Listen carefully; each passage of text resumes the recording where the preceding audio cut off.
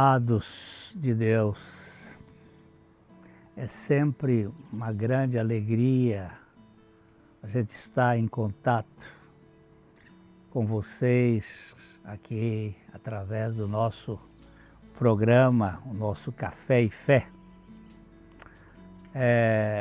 Você sabe que o nosso objetivo é anunciar o Evangelho, anunciar o Evangelho das insondáveis riquezas de Cristo, do Deus que se encarnou, que se fez gente, que habitou entre nós e que por meio da sua graça Ele vem habitar em nós.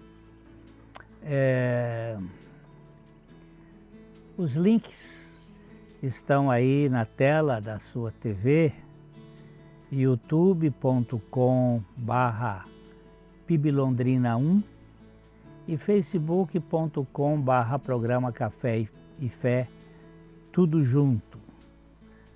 Nós queremos que você tome esse cafezinho conosco aqui, nós estamos com esse objetivo. Você pode ser também o nosso aliado. Aqui nós contamos com a sua participação, com a sua colaboração para que esse programa ele continue, ele se mantenha. Nós temos custos e oramos ao Senhor para que mova o coração daqueles que puderem contribuir para a sustentação.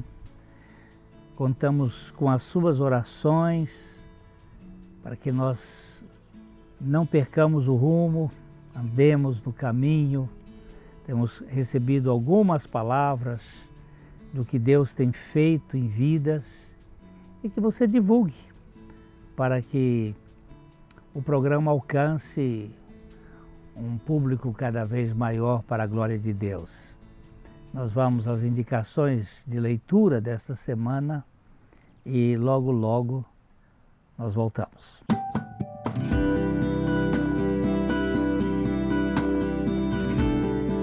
Presta atenção nesse livro aqui. A família em meio à tormenta. Como a cruz redefine o lar. É um livro que vai trabalhar com a crise dos relacionamentos familiares.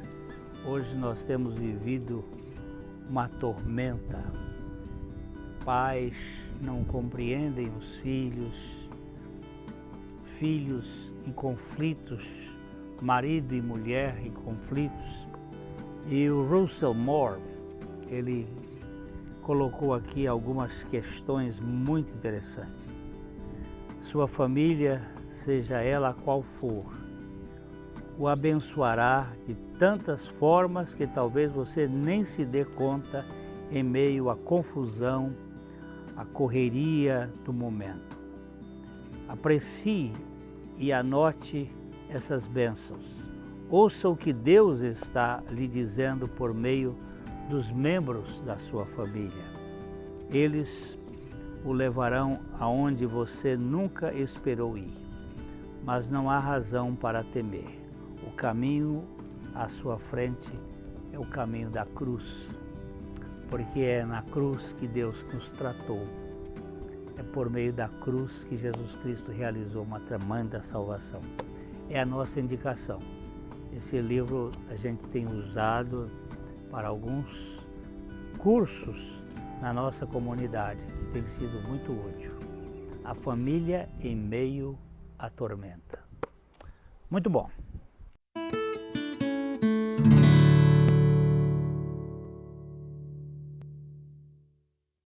Na Ótica Higienópolis você terá um atendimento diferenciado com as melhores opções de lentes e armações para a sua qualidade de vida, sem abrir mão da estética e moda.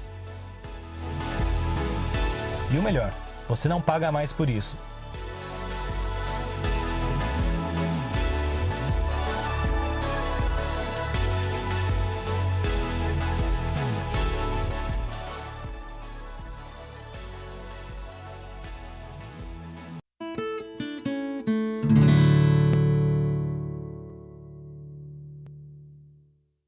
Nós estamos aqui falando sobre questão de santidade, sobre obstáculos à santidade e desfazendo também estes obstáculos, como se desfaz os impedimentos da vida de santidade.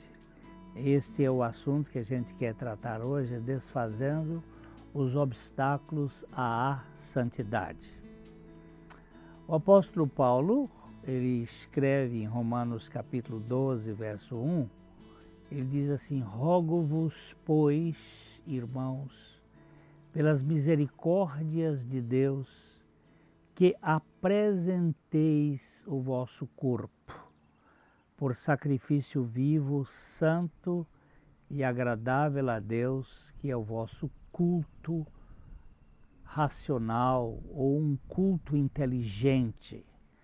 Ele está suplicando aos irmãos de Roma que tenham em consideração as misericórdias de Deus para poder apresentar um culto como sacrifício vivo, um culto que seja santo e um culto agradável a Deus. No momento em que descartamos aquelas coisas que ofendem o Espírito Santo, a nova criatura, manifestando todo o seu vigor, começa a preencher a alma com uma saudável alegria. Quando nós descartamos o pecado que tão de perto nos assedia e também nos entregamos e consagramos inteiramente ao Senhor,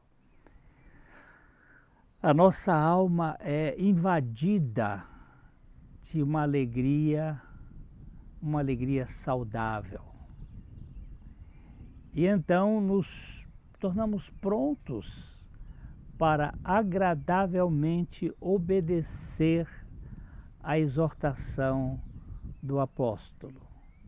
O crente agora está pronto para apresentar o sacrifício vivo em Cristo, e por Cristo ele está judicialmente completo diante de Deus.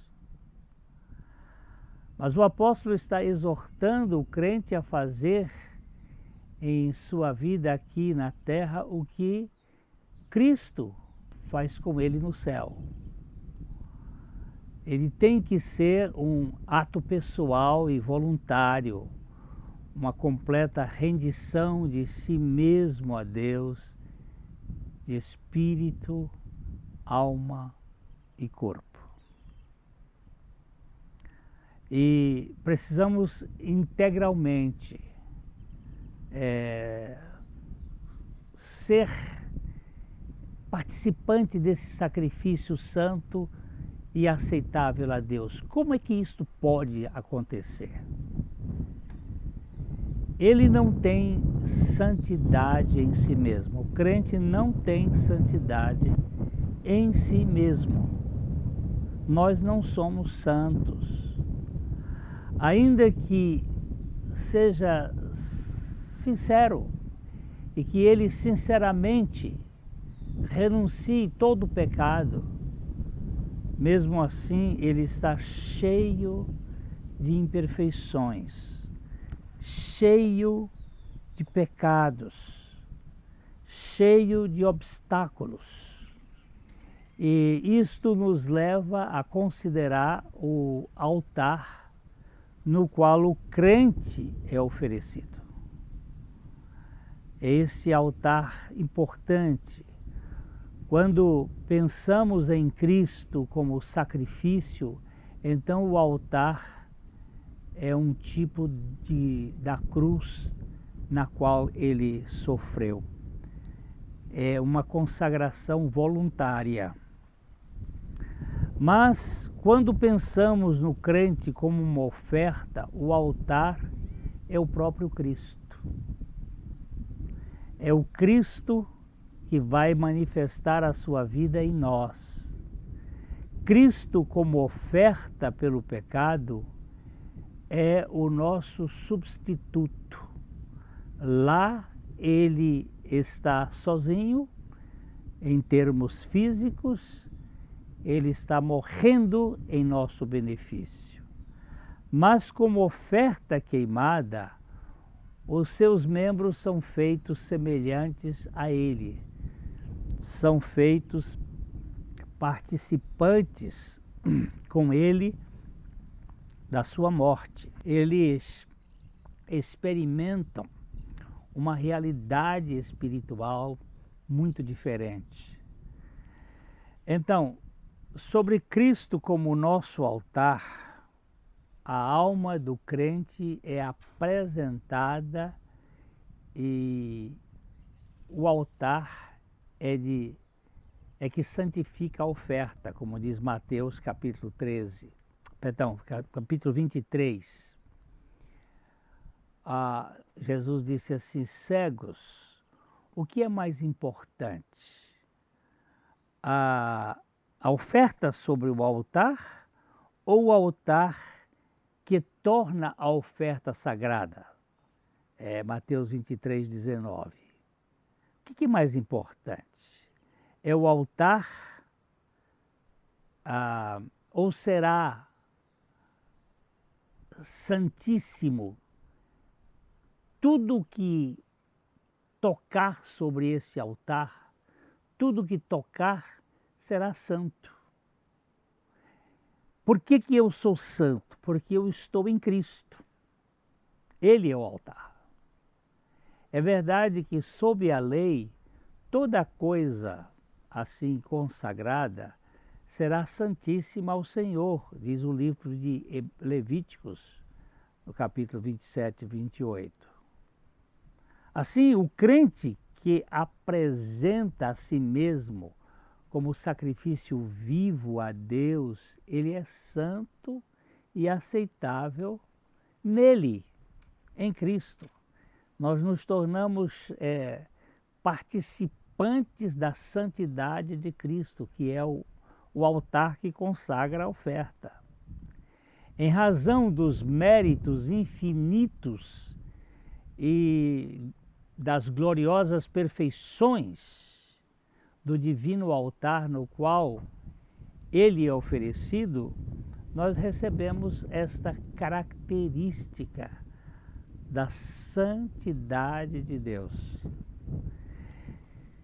E o que é verdade quanto ao corpo como um todo tem que ser verdade também em relação a cada membro deste corpo. Se a igreja é santa, os membros desta igreja também são santos, porque eles foram oferecidos no altar da santidade. O crente oferece todos os seus membros a Deus como instrumentos de justiça. Preste atenção nisso. Os meus membros precisam estar sendo oferecidos a Deus para que todo o meu ser seja completamente santificado pelo Senhor. Eu quero dar uma paradinha aqui por um instante e volto logo logo.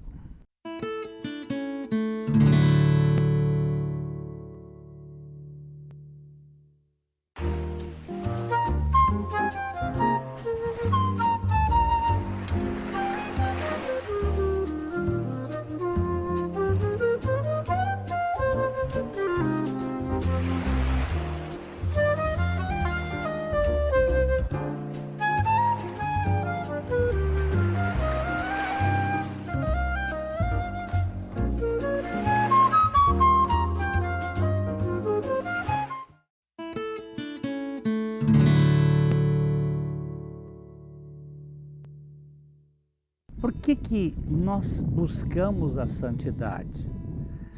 Porque Jesus se ofereceu em nosso favor em nosso benefício, para nos tornar santos, mas ele também como altar do sacrifício, ele nos incluiu nele.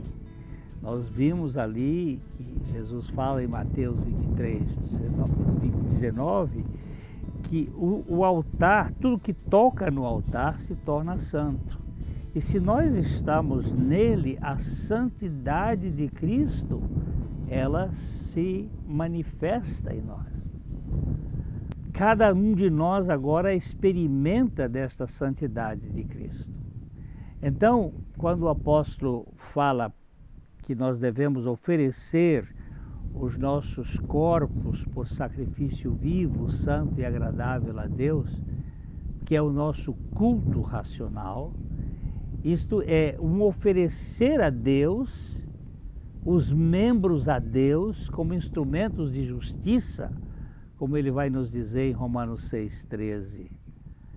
Todo instrumento plenamente separado do pecado, ele é agora dedicado a Deus e ele experimenta da santidade de Deus.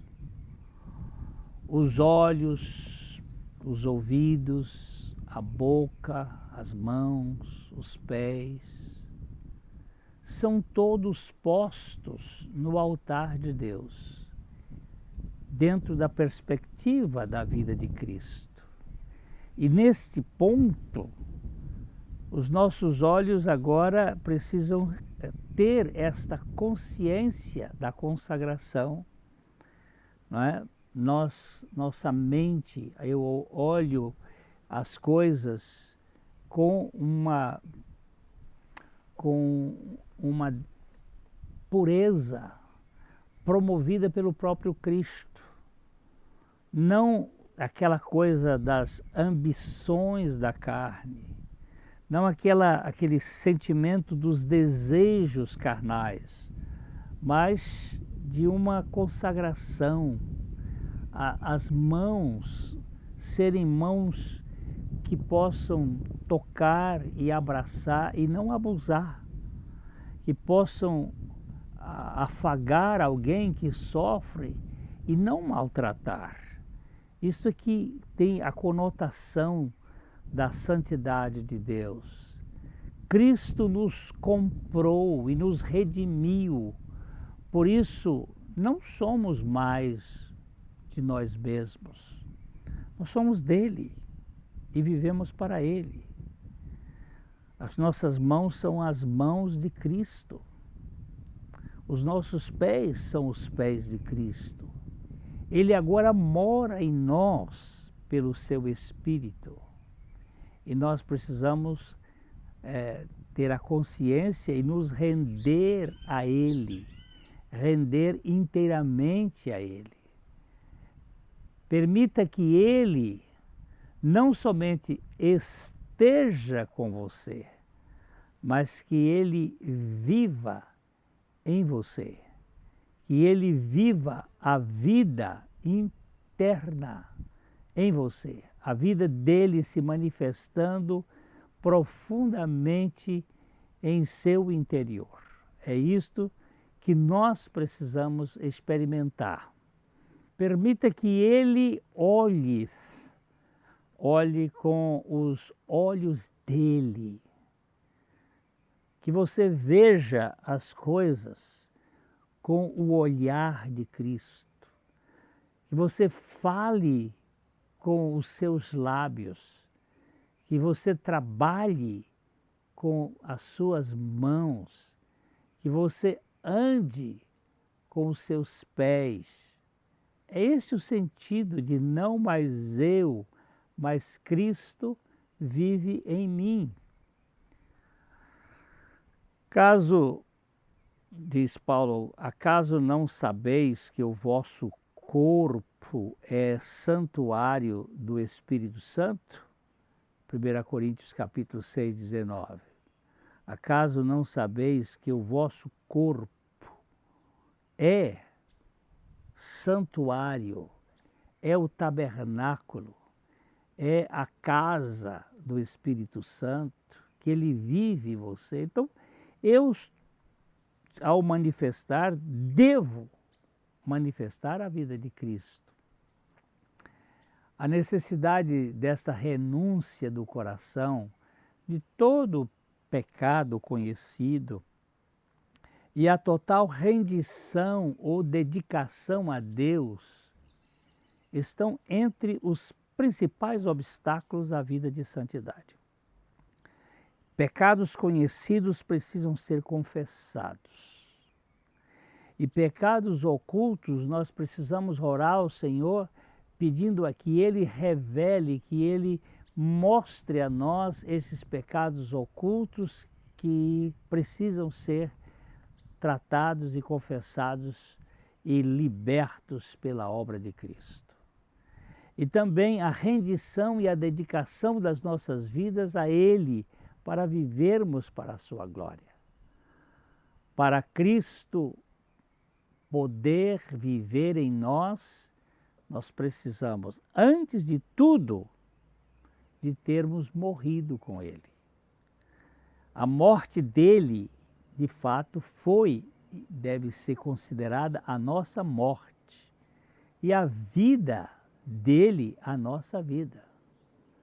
Só quem morreu com Cristo para o pecado pode ter espaço para a vida ressurreta em seu novo ser. A vida ressurreta não entra se a vida para o pecado não saiu. Só aquele que tem a vida ressurreta pode abandonar o pecado que ainda se insinua em nosso modo de viver, no seu modo de viver. Isso tem que estar bem caracterizado dentro de nós. Apenas aqueles que confessam o pecado e o deixam, podem se dedicar totalmente ao Senhor. Porque se houver um pecadinho que seja, por menor que seja, ele vai contaminar. Uma bactéria só que fique na mão do médico ao entrar no centro cirúrgico pode ser fatal. Então nós precisamos entender que essa limpeza tem que ser feita de maneira muito radical pelo Espírito Santo. A santidade não é um jogo de xadrez que se perdem algumas peças para poder dar o checkmate. Na santidade nós perdemos tudo o que é nosso para ganhar tudo o que é de Cristo. É assim mesmo. Nós temos que perder a nossa vida para ganharmos a vida de Cristo. A vida santa não é a evolução do Adão, mas a sua morte com Cristo e o implante da vida de Cristo em nosso interior. Isto que é santidade. Então, santidade não é algo para ser meramente almejado, esperado e pelo qual devemos simplesmente nos empenhar, mas para ser alcançada uma vida possível aqui na Terra, um caminhar para ser realizado no dia a dia, e isto é através da vida de Cristo. Existem muitas coisas para nos encorajar em nossa aspiração por uma mais completa conformidade a Cristo. Nós precisamos ser conformados com a imagem de Cristo. Há o propósito de Deus em nós, de Deus em nos ter escolhido, o desígnio de Cristo em morrer por nós, a obra do Espírito Santo em nos reavivar. O Pai nos escolheu, o Filho morreu em nosso favor, o Espírito Santo nos deu a vida, podemos esperar andar em santidade, por quê? É para este caminhar que Deus nos escolheu em Cristo Jesus. Isso é maravilhoso. Em Efésios capítulo 1, verso 4, a palavra de Deus diz, assim como nos escolheu nele, isto é, em Cristo, o Pai nos escolheu em Cristo, antes da fundação do mundo, para sermos santos e irrepreensíveis perante Ele, e em amor nos predestinou para sermos conformados à imagem do seu Filho. Ele nos elegeu, o Pai nos elegeu, desde o princípio para a salvação, pela santificação do Espírito e fé na verdade, diz-nos o apóstolo Paulo em 2 Tessalonicenses 2:13. Pois somos, diz Efésios capítulo 2, versículo 10, pois somos feituras dele, do Pai, criados em Cristo Jesus para as boas obras, as quais Deus de antemão preparou para que andássemos nelas. Que tal? Este é o projeto de Deus para você e para mim. Uma santidade que não vem de nós, mas foi adquirida pela obra de Cristo e imputada a nós pela justiça de Cristo e nos dada pela obra do Espírito Santo a caminharmos no viver cristão, que é Cristo em mim, a esperança da glória. Um abração para você e até o nosso próximo programa, se o Senhor assim permitir. De coração para coração. Até lá.